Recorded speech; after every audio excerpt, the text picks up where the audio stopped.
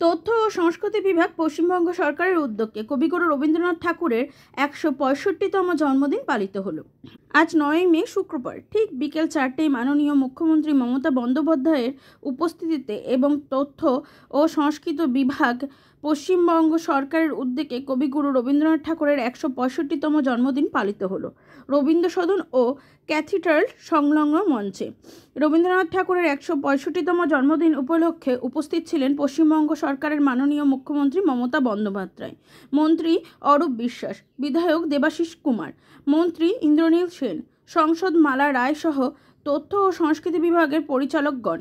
শিল্পীদের মধ্যে উপস্থিত ছিলেন রূপক ভট্টাচার্য, স্বাগতা লক্ষ্মী দাশগুপ্ত, শিবাজি চট্টোপাধ্যায় সহ অন্যান্য শিল্পীরা।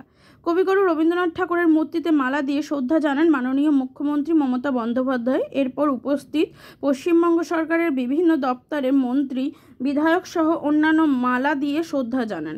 সাথে সাথেই মাননীয় মুখ্যমন্ত্রী মমতা বন্দ্যোপাধ্যায় শিল্পীর সাথে একটি গান পরিবেশন করেন।